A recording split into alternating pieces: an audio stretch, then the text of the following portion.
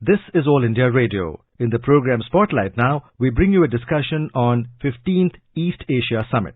The participants are Anil Wadhwa, former diplomat, and Simran Sodhi, journalist. External Affairs Minister Dr. S. Jaishankar is today representing India at the East Asia Summit, which is being held virtually because of the coronavirus. This is a grouping of an 18-member nation state, which includes China and the US. And this is also expected to focus primarily on the economic recovery as the world goes through the corona epidemic. Ambassador Wadhwa, when we see the East Asia Summit taking place, and this is also an extension of India's Act East policy, how much of success would you credit India's Act East policy as we see this East Asia Summit taking place and India's outreach to ASEAN nations also? East Asia Summit is a mechanism by which the countries of the region, which is the ASEAN countries plus 8 other countries, come together to talk about issues which are of common concern to them. Most of these 8 other countries are either strategic or dialogue partners of ASEAN. And in the East Asia Summit, important issues with regard to security, with regard to economic cooperation and development, and pandemic and health and non-traditional threats to security can be discussed in a timely manner. And that is the purpose of the East Asia Summit. India's Act East policy, of course, is composed of many elements. One of them is also to take part on a regular basis in the East Asia Summit. So this is just one component of this entire Act East policy of India. Ambassador Wadhwa, when we see also we keep China in the viewpoint, and we see this is one of the groupings where India and China are on the same forum, and we also had Prime Minister Narendra Modi when he participated in the Shanghai Cooperation Organization Summit just this Tuesday. The PM also spoke about the fact that SCO members should respect sovereignty and territorial integrity while implementing connectivity initiatives. And we also saw that in the ASEAN Summit, somewhere in the room there is the China factor which plays out. Do you feel that the East Asia Summit is then an opportunity for India and for other member states to deal with many of the questions which have been raised by China's very aggressive behavior of late? Yes, that is a fact, because over the past few years, ever since Chinese aggressive actions started in the South China Sea in particular, and this year, of course, there will be many other countries who would like to raise the issue of territorial sovereignty and integrity, again because of Chinese aggressive policies ranging from the Pacific to the Senkaku Islands of Japan to the Taiwan Straits, and of course the continuing build-up of artificial structures and claims which are being made in the context of the South China Sea. All these will be issues which will be before the countries who are taking part. So we've seen over the years, the last few years, that this issue has gained prominence because of the Chinese actions. So again, this year we can expect similar kind of statements being made, especially on the issue of freedom of navigation in the South China Sea and the freedom of air passage, which also affects a number of other countries, and also taking into account the fact that the UNCLOS, which is the UN Convention on Law of the Sea, needs to be respected. Ambassador Wadhwa, taking your point forward, we've also seen that China in the past has not really obeyed or, gone by what are the international laws when it comes to behavior in the South China Sea. And we've also seen that ASEAN also comprises of smaller nation states, especially in terms of economic strength, when we compare them to China. Because these are smaller nation states, their economic strength is less as compared to China. Do you feel then that the East Asia Summit, ASEAN, can offer some kind of a pushback to China? Yes, of course. China has ignored the statements that have been made in the East Asia Summit. It does not have an enforcement mechanism. All that happens in this forum, states make their statements, make their viewpoints known, and on most occasions it's just confined to their own country statements in which they point out the issues that they are concerned with. But after that, as far as follow-up is concerned or any mechanism to enforce that is concerned, that mechanism does not exist in the East Asia Summit context. So that has allowed China to carry on with its activities And of course, China has said that it lays these claims on the basis of its historic right, which is not acceptable to the international community, especially because the 1982 UN Convention of Law of the Sea lays down norm for behavior of states as far as claims in the sea are concerned, and that includes the South China Sea as well.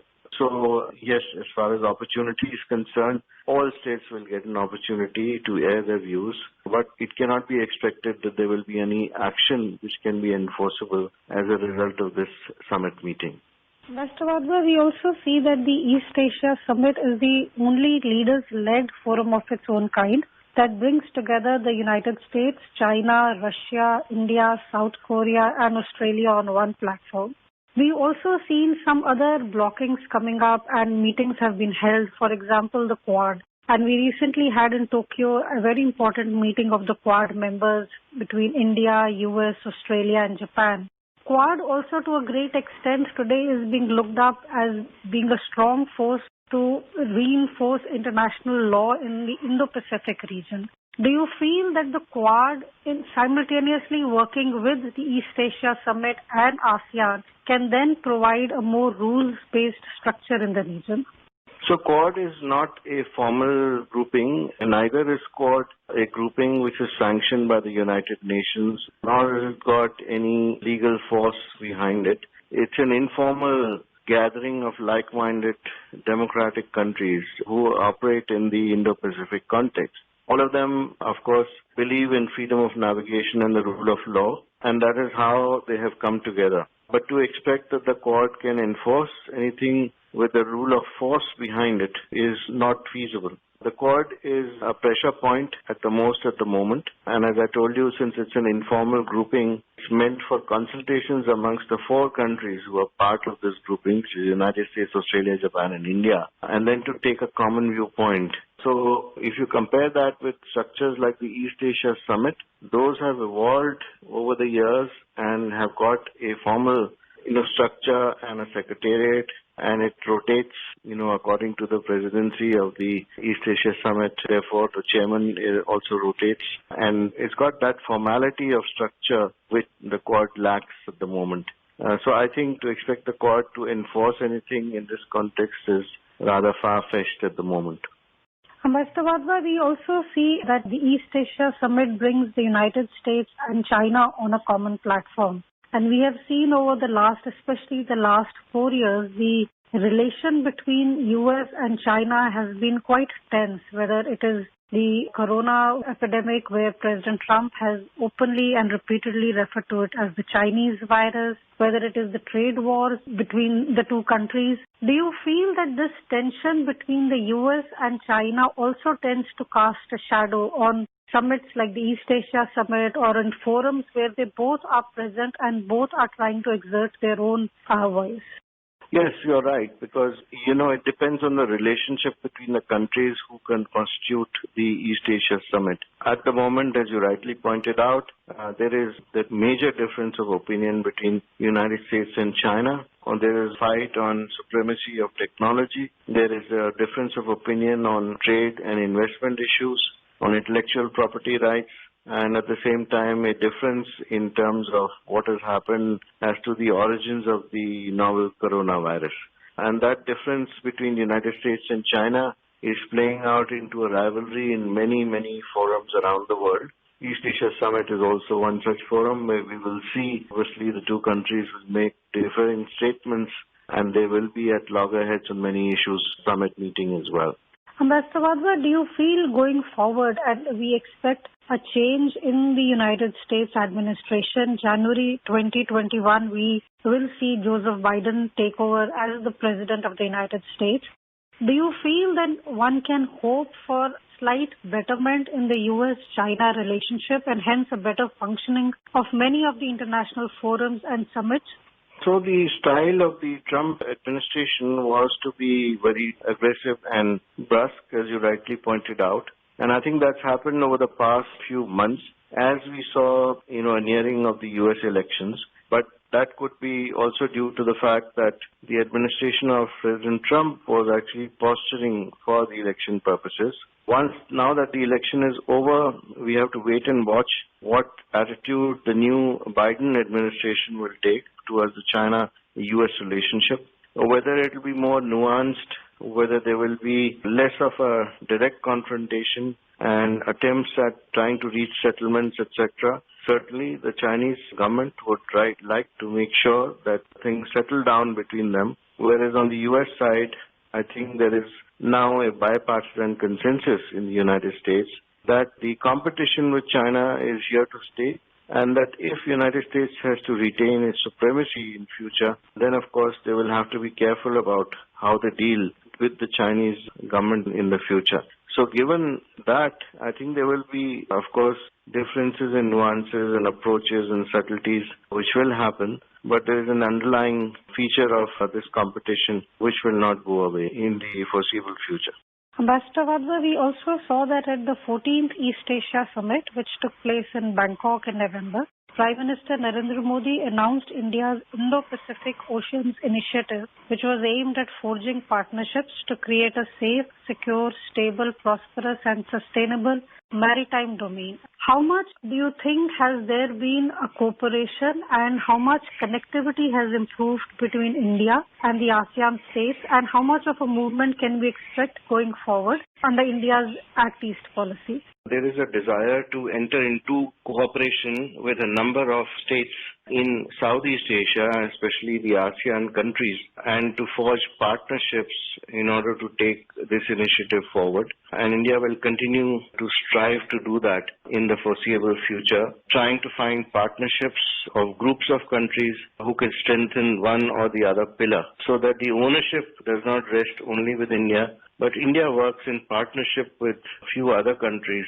because the force of numbers will propel, and give it a momentum for the future. So this is the idea behind that initiative, and I think it's strengthened further the initiatives that India has taken under its Act East policy.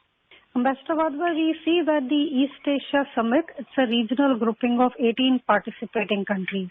We take the 10 ASEAN countries and then we add Australia, China, India, Japan, Korea, New Zealand, Russia and the US, and we get 18 total participating countries, which together represent 54% of the world's population. They also account for 58% of the global GDP. And the economic recovery as the world moves out of the recession which the world is encountering because of the corona epidemic, do you feel that the East Asia Summit then is also an opportunity for countries which are accounting for 58% of the global GDP to come together to have economic policies which will together help the region and the world move out of this recession and towards better health economically speaking?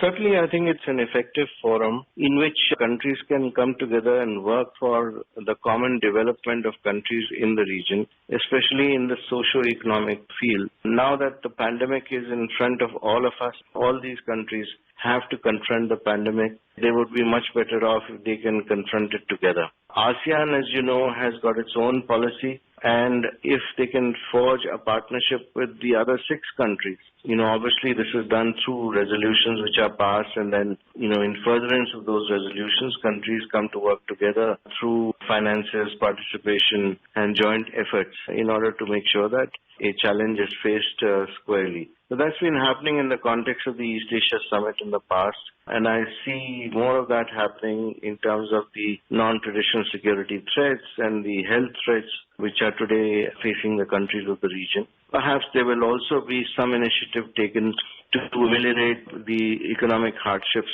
that countries of the region face, to revive trade, investments, and at the same time bring about further innovation and reliance on science and technology. And in the coming days, we will continue our discussions on India's relationship with the ASEAN nations and on the East Asia Summit, and also on the recovery the world faces post the corona epidemic. For today, we bring the discussion to an end. Thank you. Thank you. You were listening to a discussion on 15th East Asia Summit. The participants were Anil Wadhwa, former diplomat, and Simran Sodhi, journalist. This program was produced and presented by the News Services Division of All India Radio. You can listen to it on our mobile app News on AIR. This program is also available on our website newsonair.com. You may email your opinion about this program at airnsdtalks@gmail.com.